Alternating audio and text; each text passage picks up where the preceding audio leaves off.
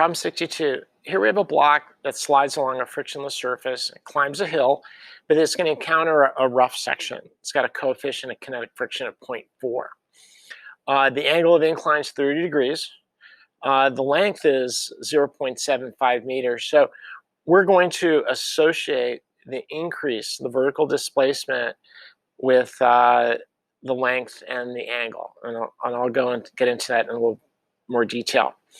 But let's apply conservation of energy to determine whether or not the block can pass B, and if not, we've got to figure out where along that length there that the block will end up. What's the highest point above A? I guess vertical height. So same as the previous problem. Let's say that here we have state 1 to identify the state of the energy at 1, and then here we are at state 2. I guess we'll call it state B.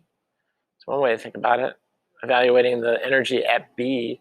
Why not? Let's call it state B. So conservation of energy, the equation of everything possible. So we have gravitational potential energy at state 1.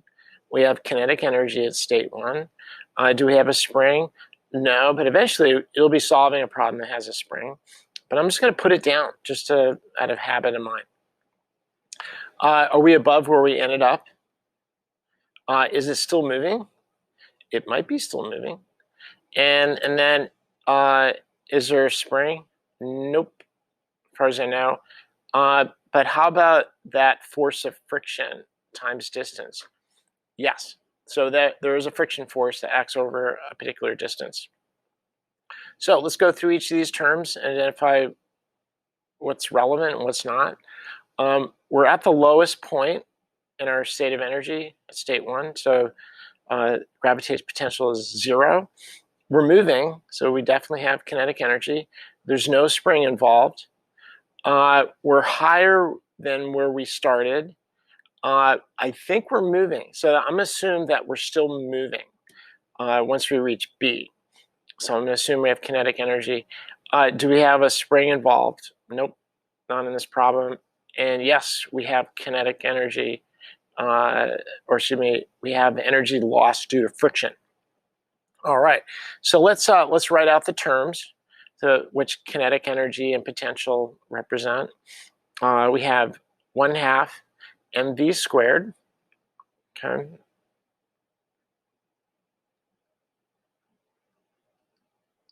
And over here, that's the state of energy, state 1, just kinetic. And then we've got mgh.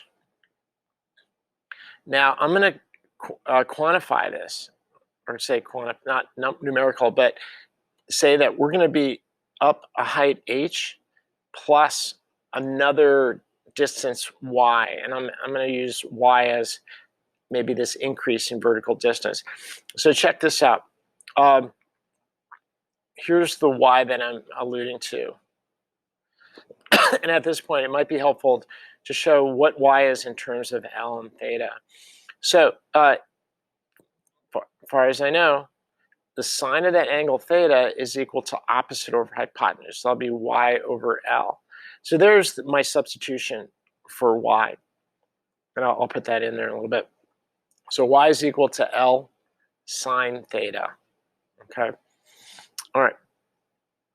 Kinetic energy, 1/2 mv. And why not? I'm going to subscript it velocity at b squared plus the friction force. That's assuming that it's sliding over that entire length. We have mu k mg L. Oops, mg, excuse me, we're on an incline. Mg cosine theta L. All right. So remember, the friction force for inclined surfaces, the normal force is mg cosine theta. I almost made a mistake. All right. I'm looking at each of these terms, and it looks like we can cancel the mass, so it doesn't matter what the mass is. But don't go canceling mass when you have a spring involved, because it's not in every term. All right. I'm going to solve for the velocity at B. Okay. Now, I'm going to do this in one step, and you'll get good at this. But if you need to take the necessary steps in your algebraic manipulation, take as many steps as needed. But I'm going to do this in one step just because I'm used to this. All right, so the velocity at B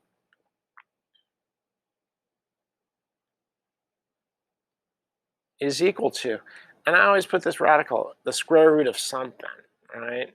So this whole square root thing. So it's going to be twice, I'm multiplying both sides by half. So I'm focusing on this term here for which I'm going to solve for velocity at B. Okay. 2 times the quantity, half v squared, okay, minus g. Now, that's going to be the h plus y, and we've determined that y is equal to L sine theta, okay? And we're going to subtract mu k g cosine theta L from both sides. All right, there's our expression. Now, I've done this enough times to know that solving that expression above, that line above for VB, I get that, okay? Again, if you need to take a couple more steps to break apart that expression and solve for VB, go for it. Now, if we substitute everything in to that expression, that symbolic expression for the velocity at B, I'm getting velocity at B equals, here, let me clean that up. That's a really bad B. But the velocity at B equals 3.51 meters per second. Okay, what that means is that it's got energy once it reaches B. So it's going to be above B, point B. All right, so I got lucky, I'd say. If I tried to solve it such that it was going to be somewhere along L but not quite reach B, that would be a different solve. Anyway, there's problem 62.